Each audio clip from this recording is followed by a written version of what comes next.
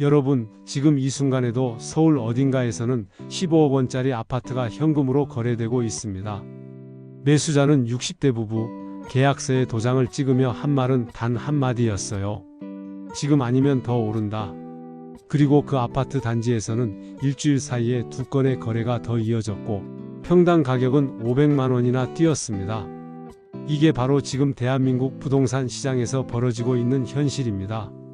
정부가 아직 본격적인 규제 해제를 발표하지도 않았는데 시장이 먼저 움직이기 시작했어요. 마치 지진이 일어나기 전에 동물들이 미리 감지하고 행동하는 것처럼 말이죠. 안녕하세요. 35년간 부동산 현장 최전선에서 수천 건의 거래를 성사시켜온 공인중개사 김태현입니다. 제가 오늘 여러분께 들려드릴 이야기는 단순한 시장 분석이 아닙니다. 지금 이 순간 벌어지고 있는 조용하지만 강력한 변화의 실체에 대한 생생한 현장 보고서입니다. 저는 1989년부터 이 일을 시작했어요. 전두환 정부 말기에 부동산 투기 광풍부터 노태우 정부의 200만 호 주택 공급, 김대중 정부의 외환위기, 여파, 노무현 정부의 종부세 도입, 이명박 정부의 뉴타운 열풍, 박근혜 정부의 대출 완화, 문재인 정부의 강력한 규제까지 모든 부동산 사이클을 몸소 경험해 왔습니다. 그런데 지금 같은 상황은 처음이에요. 왜 처음이냐고요? 보통은 정부가 정책을 발표하면 시장이 반응하는 게 순서잖아요. 그런데 지금은 그 순서가 완전히 뒤바뀌었어요. 정부가 아직 구체적인 규제 완화책을 내놓지도 않았는데 시장 참여자들이 먼저 움직이기 시작한 거예요. 이건 정말 놀라운 현상입니다. 실제로 2024년 하반기 이후 부동산 거래량이 지속적으로 증가하고 있어요. 1. 특히 서울 아파트 거래량은 전년 동기 대비 상당한 증가세를 보이고 있는데 이는 단순한 계절적 요인이 아닌 구조적 변화의 신호로 해석됩니다. 2. 지난주에 저희 사무소로 상담을 받으러 오신 60대 초반 고객분의 말이 정말 인상적이었어요. 중개사님, 저는 지난 3년 동안 집값이 떨어질 거라는 말만 듣고 계속 기다렸어요. 그런데 이제 더 이상 기다릴 이유를 모르겠어요. 오히려 지금 안 사면 나중에 더 비싸질 것 같은 불안감이 들어요. 이런 심리 변화가 바로 지금 시장을 움직이는 핵심 동력이에요. 사람들이 더 이상 떨어지지 않을 거라는 확신을 갖기 시작한 거죠. 그리고 이런 확신은 실제 행동으로 이어지고 있어요. 더 놀라운 건 현재 정부가 내놓은 부동산 정책들이 사실 그렇게 파격적이지 않다는 거예요. 취득세를 대폭 낮춰준 것도 아니고 양도소득세를 크게 완화한 것도 아니에요. 대출 규제를 풀어준 것도 아니고요. 그럼에도 불구하고 시장 분위기가 이렇게 바뀐 이유는 뭘까요? 답은 바로 불확실성의 해소에 있어요.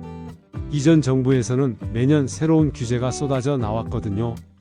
올해는 이런 세금이 신설되고 내년에는 저런 규제가 강화되고 그 다음해에는 또 다른 제재가 추가되고 이런 식으로 계속 변화가 있다 보니까 사람들이 미래를 예측할 수가 없었던 거예요. 하지만 지금은 다르거든요. 새 정부가 명확한 방향을 제시했어요. 수요를 억제하기보다는 공급을 늘리겠다. 다주택자를 옥죄기보다는 실거주자를 중심으로 정책을 펼치겠다. 공공주도보다는 민간주도의 공급 확대를 유도하겠다는 기조를 분명히 했거든요. 이 세 가지 방향성이 명확해진 순간부터 시장이 살아나기 시작한 거예요. 특히 눈에 띄는 건 현금 보유자들의 움직임이에요. 그동안 은행 예금이나 적금에 돈을 묻어두고 있던 분들이 갑자기 부동산 시장으로 눈을 돌리기 시작한 거예요. 금리가 고점에 머무르면서 예적금 이자 수익이 실질적으로 줄어들고 물가 상승으로 현금의 실제 가치가 하락하고 있다는 인식이 강해지면서 자산가들이 다시 부동산으로 유입되고 있는 거죠. 이들의 특징은 빠른 결정과 행동이에요. 복잡한 분석보다는 경험과 직감으로 판단하거든요. 그리고 이들의 움직임은 거래량을 촉진하고 시세에 직접적인 영향을 줍니다. 앞서 말씀드린 15억 원 현금 거래 사례가 바로 그런 경우예요. 그런데 여기서 정말 중요한 건 지금 움직이고 있는 게 강남이 아니라는 거예요.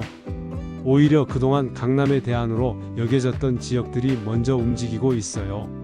강서구, 송파구, 동작구, 성동구 같은 곳들 말이에요. 이런 지역들은 강남에 비해 규제도 덜하고 가격도 상대적으로 저렴하면서도 교통이나 생활 인프라는 괜찮거든요. 2025년 부동산 시장 전망을 보면 이런 지역별 편차가 더욱 뚜렷해질 것으로 예상됩니다. 3. 특히 풍선 효과를 받는 지역들에서는 앞으로 몇 달 안에 조정 대상 지역 해제 같은 호재가 있을 가능성도 높아요. 그리고 여기서 절대 놓치면 안 되는 게 전세 시장의 움직임이에요. 전세 가격이 계속 오르고 있다는 건 정말 중요한 신호거든요. 전세 수요는 늘어나는데 공급은 줄어들고 있어요. 새로 들어오는 아파트는 점점 적어지고 기존 전세 물건들은 매매로 전환되거나 월세로 바뀌는 경우가 많아지고 있거든요. 특히 주목해야 할 건 전세 가율의 변화예요. 전국 주택 매매 가격 대비 전세 가격 비율이 64.6% 수준을 유지하고 있는데 4. 이는 전세 거주자들의 매매 전환 유인이 높아지고 있음을 의미해요. 여기에 금리가 당분간 현 수준을 유지할 것 같다는 전망과 물가 안정 기조가 맞물리면서 실수요자들의 매수 심리가 더욱 강해지고 있어요. 전세 살기도 어렵고 월세는 부담스럽고 그렇다면 차라리 내 집을 마련하자는 생각을 하는 사람들이 늘어나고 있는 거죠. 물론 이건 시작일 뿐이에요. 본격적인 변화는 앞으로 몇 달 안에 결정될 것 같아요. 하지만 분명한 건 지금 우리가 목격하고 있는 건 단순한 일시적 현상이 아니라는 거예요. 구조적인 변화의 시작점에 서 있는 거죠. 그럼 이제 본격적으로 현재 시장에서 벌어지고 있는 구체적인 변화들을 하나씩 살펴보겠습니다. 먼저 가장 눈에 띄는 건 거래량의 변화예요. 2025년 4월 서울 아파트 거래량이 전년 동기 대비 65.9%나 급증했어요. 이건 정말 놀라운 수치거든요. 보통 부동산 시장이 회복될 때도 이렇게 급격한 증가는 흔하지 않아요. 더 흥미로운 건 이런 거래량 증가가 전국적으로 나타나고 있다는 거예요. 수도권 전체로 보면 매매 거래량이 35,556건으로 전월 대비 48% 증가했고 비수도권도 31,703건으로 18.9% 늘었어요. 이건 단순히 서울만의 현상이 아니라 전국적인 트렌드라는 뜻이에요. 그런데 여기서 정말 중요한 건 누가 이 거래를 주도하고 있느냐는 거예요. 제가 현장에서 직접 확인한 바로는 크게 세 그룹으로 나뉘어요. 첫 번째는 현금 보유자들, 두 번째는 기존 주택 보유자들의 갈아타기, 세 번째는 전세에서 매매로 전환하는 실수요자들이에요. 먼저 현금 보유자들 이야기부터 해볼게요. 이분들은 정말 특별한 그룹이에요. 대부분 50대 후반에서 60대 초반 연령층이고 사업을 하시거나 부동산 투자 경험이 풍부한 분들이에요. 이분들의 공통점은 빠른 의사결정과 현금 결제예요. 대출을 받을 필요가 없으니까 복잡한 절차 없이 바로 계약이 가능하거든요. 지난달에 저희 사무소에서 성사시킨 거래 중에 인상적인 사례가 있었어요. 63세 사업가분이 강서구 마곡동 아파트를 13억 원에 현금으로 구매하신 건데 처음 매물을 보신 날 바로 계약을 진행하셨어요. 중개사님, 이 정도 가격이면 1년 후에 최소 15억은 될 거예요. 지금 안 사면 나중에 후회할 것 같아요 라고 하시더라고요. 이런 분들의 판단 기준은 정말 단순 명확해요. 복잡한 분석보다는 경험과 직감에 의존하시는 경우가 많아요. 그리고 이분들이 움직이기 시작하면 그 지역 시세에 직접적인 영향을 줘요. 왜냐하면 현금 거래는 가격 협상에서 유리한 위치에 있거든요. 두 번째 그룹인 기존 주택 보유자들의 갈아타기도 정말 활발해요. 이분들은 주로 규제가 많은 지역에서 상대적으로 자유로운 지역으로 이동하거나 작은 평수에서 큰 평수로 확장하는 경우가 많아요. 특히 강남 3구에서 강서구나 송파구로 이동하는 사례가 늘고 있어요. 이런 갈아타기의 핵심은 레버리지예요. 기존 집값이 어느 정도 회복되면서 담보 가치가 올라가니까 추가 대출이 가능해진 거죠. 그래서 더 좋은 조건의 집으로 이사를 가는 거예요. 이런 움직임은 연쇄적인 거래를 만들어내요. 한 사람이 집을 팔고 다른 집을 사면 그 집을 판 사람도 또 다른 집을 찾게 되거든요. 세 번째 그룹인 전세에서 매매로 전환하는 실수요자들의 움직임도 정말 주목할 만해요. 이분들은 주로 30대 후반에서 40대 초반의 직장인들이에요. 그동안 전세로 살면서 집값 하락을 기다렸는데 더 이상 기다려봐야 소용없다는 판단을 하신 거죠. 특히 이분들이 매수에 나서는 이유 중 하나가 전세 시장의 악화예요. 전세 물건은 점점 줄어들고 있는데 수요는 여전하니까 전세 가격이 계속 오르고 있거든요. 그러다 보니 전세 보증금과 매매 가격의 차이가 예전보다 많이 줄어든 거예요. 그렇다면 차라리 조금 더 보태서 내 집을 마련하자는 생각을 하게 되는 거죠. 실제로 지난주에 상담받은 38세 직장인 고객의 경우 현재 거주 중인 아파트의 전세 갱신 비용이 기존보다 3천만 원이나 올랐어요. 그런데 같은 단지 매매 물건을 보니까 전세 보증금에서 2억 원 정도만 더 보태면 구매가 가능한 거예요. 대출을 받아서라도 사겠다고 결정하신 거죠. 이런 실수요자들의 특징은 신중한 접근이에요. 현금 보유자들처럼 빠른 결정을 내리지는 않지만 일단 결정을 내리면 정말 확실하게 진행해요. 그리고 이분들은 대출을 받아야 하니까 금리 변화에 민감하게 반응하거든요. 그런데 여기서 정말 중요한 변수가 바로 금리예요.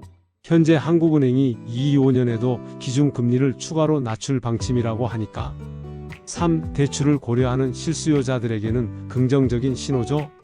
금리가 낮아지면 월 상환액 부담이 줄어들 테니까 더 많은 사람들이 매수에 나설 가능성이 높아져요. 특히 모기지 금리가 안정화될 것이라는 전망이 나오면서 4. 그동안 관망하던 사람들의 심리에도 변화가 생기고 있어요. 금리가 더 오를 걱정은 줄어들고 오히려 지금이 적기라는 생각을 하게 되는 거죠. 또 하나 주목해야 할 변화는 지역별 편차예요. 그동안은 강남 3구가 모든 부동산 시장을 주도했다면 지금은 오히려 강남 대신 다른 지역들이 먼저 움직이고 있어요. 강서구, 양천구, 송파구, 성동구 같은 곳들이 대표적이에요. 이런 지역들의 공통점은 강남에 비해 상대적으로 저렴하면서도 교통이나 생활 인프라가 괜찮다는 거예요. 그리고 규제도 상대적으로 덜하고요. 특히 이런 지역들은 향후 조정 대상 지역 해제 같은 호재가 있을 가능성도 높아요. 실제로 마곡동이나 여의도, 잠실 같은 지역에서는 이미 가격 상승세가 뚜렷하게 나타나고 있어요. 이런 곳들은 업무 중심지와 가깝고 교통이 편리해서 실수요와 투자 수요를 동시에 만족시키거든요. 그런데 여기서 정말 흥미로운 건 매수자들의 연령대 변화예요.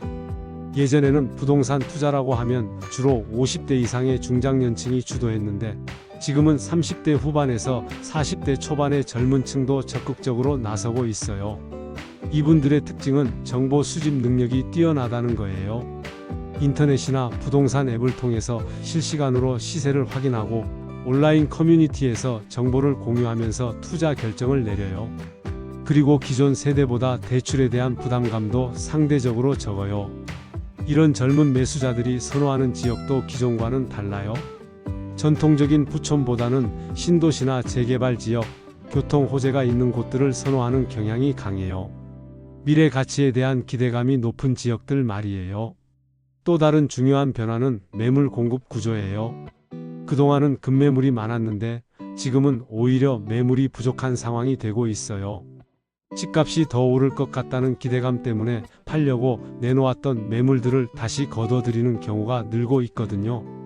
이런 매물 부족 현상은 가격 상승 압력으로 이어져요. 사려는 사람은 많은데 팔려는 사람은 적으니까 자연스럽게 가격이 오르게 되는 거죠. 특히 좋은 조건의 매물일수록 경쟁이 치열해지고 있어요. 자, 지금까지 현재 부동산 시장에서 일어나고 있는 다양한 변화들을 살펴봤는데요. 이제 정말 중요한 질문이 남았어요. 그래서 앞으로 어떻게 해야 할까요? 이 시장 변화 속에서 우리는 어떤 전략을 세워야 할까요? 먼저 확실하게 말씀드릴 수 있는 건 2255년은 정말 중요한 한 해가 될 거라는 거예요. 지금 우리가 보고 있는 변화들이 단순한 일시적 현상이 아니라 새로운 트렌드의 시작일 가능성이 높거든요. 특히 현금 보유자들의 적극적인 움직임과 실수요자들의 전세에서 매매로의 전환, 그리고 젊은 세대의 투자 참여 확대는 앞으로도 계속될 것 같아요. 그런데 여기서 정말 중요한 건 지역별 양극화 현상이에요. 서울은 꾸준한 가격 상승세를 보일 것으로 예상되지만 지방은 상대적으로 다른 양상을 보일 전망이거든요. 이건 투자나 실거주를 고려할 때 반드시 염두에 둬야 할 부분이에요. 만약 여러분이 지금 집 구매를 고민하고 계신다면 섣부른 결정보다는 신중한 접근이 필요해요. 우량 매물에 관심을 갖되 섣부른 투자는 금물이라는 전문가들의 조언을 꼭 기억하세요. 4. 특히 대출을 받아서 투자를 고려하고 계신 분들은 더욱 신중해야 해요. 현재 시장 상황을 보면 금리 변화가 핵심 변수로 작용하고 있어요. 하반기 이후 금리 인하 가능성이 높다고는 하지만 예전처럼 3에서 4% 수준까지 급격히 떨어지지는 않을 것 같거든요. 1. 그렇다면 대출을 받을 때 여전히 부담이 있을 수 있다는 뜻이에요. 그래서 제가 드리고 싶은 첫 번째 조언은 현금 비중을 높이라는 거예요. 지금 시장에서 가장 유리한 위치에 있는 건 현금 보유자들이거든요. 대출 심사나 복잡한 절차 없이 바로 거래가 가능하니까 좋은 매물이 나왔을 때 빠르게 선점할 수 있어요. 두 번째로는 지역 선택에 신중을 기하라는 거예요. 지금처럼 지역별 편차가 큰 시기에는 어떤 지역을 선택하느냐에 따라 결과가 완전히 달라질 수 있거든요. 강남 3구 같은 전통적인 부촌도 좋지만 상대적으로 저평가된 지역 중에서 미래 가치가 높은 곳을 찾는 것도 좋은 전략이에요. 특히 교통 호재나 재개발 계획이 있는 지역, 그리고 젊은 세대들이 선호하는 신도시나 업무 중심지 근처는 앞으로도 꾸준한 수요가 있을 것 같아요. 마곡동이나 여의도, 잠실 같은 곳들이 대표적인 예죠. 세 번째는 타이밍에 대한 이야기예요. 지금 시장이 회복세를 보이고 있다고 해서 무조건 서둘러서 들어갈 필요는 없어요. 오히려 시장 상황을 잘 살펴보면서 대응해야 할 때예요. 3. 급하게 결정해서 후회하는 것보다는 조금 더 기다려서라도 확실한 기회를 잡는 게 좋거든요. 특히 실수요자분들은 더욱 신중해야 해요.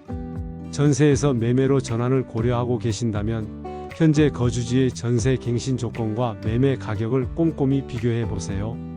그리고 대출 가능 금액과 월 상환액도 정확히 계산해 보시고요. 네 번째로는 정보 수집의 중요성이에요. 지금처럼 시장이 빠르게 변하는 시기에는 정확하고 빠른 정보가 정말 중요해요. 온라인 부동산 플랫폼이나 커뮤니티를 적극 활용하시고 믿을 만한 중개사와의 네트워크도 구축해 두세요. 그리고 한 가지 더 말씀드리고 싶은 건 투자와 실거주의 목적을 명확히 구분하라는 거예요. 투자 목적이라면 수익성과 유동성을 우선 고려해야 하고 실거주 목적이라면 생활 편의성과 안정성을 먼저 생각해야 해요. 목적이 다르면 선택 기준도 달라져야 하거든요. 마지막으로 리스크 관리에 대해서도 말씀드리고 싶어요. 부동산 투자는 분명히 큰 돈이 움직이는 일이에요. 그래서 모든 자금을 한 곳에 몰빵하기보다는 적절한 분산이 필요해요. 그리고 예상치 못한 상황에 대비해서 여유 자금도 확보해 두시고요. 지금 시장 상황을 보면 분명히 기회는 있어요. 하지만 그 기회를 잡기 위해서는 준비가 필요해요. 충분한 현금, 정확한 정보, 그리고 냉정한 판단력이 있어야 성공할 수 있거든요. 특히 젊은 세대 여러분들께 말씀드리고 싶은 건 너무 조급해하지 마세요. 부동산은 장기적인 관점에서 접근해야 하는 투자예요. 지금 당장 못 사더라도 꾸준히 준비하면서 기회를 기다리는 것도 좋은 전략이에요. 그리고 기존 주택 보유자분들은 갈아타기를 고려하실 때 세금 문제도 꼼꼼히 따져보세요. 양도소득세나 취득세 같은 부분들이 실제 수익에 큰 영향을 줄 수 있거든요. 결국 2255년 부동산 시장은 준비된 자의 시장이 될 것 같아요.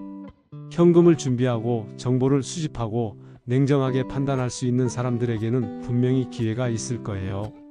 하지만 그렇지 못한 사람들에게는 오히려 위험한 시장이 될 수도 있고요. 지금까지 긴 이야기 들어주셔서 정말 감사합니다. 오늘 말씀드린 내용들이 여러분의 부동산 관련 의사결정에 조금이라도 도움이 되셨으면 좋겠어요. 부동산 시장은 정말 복잡하고 변화무쌍하지만 기본을 지키면서 신중하게 접근하면 분명히 좋은 결과를 얻을 수 있을 거예요. 혹시 오늘 이야기 중에서 더 궁금한 부분이 있으시거나 개인적인 상황에 대한 조언이 필요하시면 언제든지 댓글로 남겨주세요. 가능한 한 자세히 답변 드리도록 하겠습니다. 그리고 오늘 내용이 도움이 되셨다면 좋아요와 구독 버튼도 꾹 눌러주시고 주변에 부동산에 관심 있는 분들께도 많이 공유해 주세요. 여러분의 작은 관심이 더 좋은 콘텐츠를 만드는 원동력이 됩니다. 다음에도 더 유익하고 실용적인 이야기로 찾아뵙겠습니다. 감사합니다.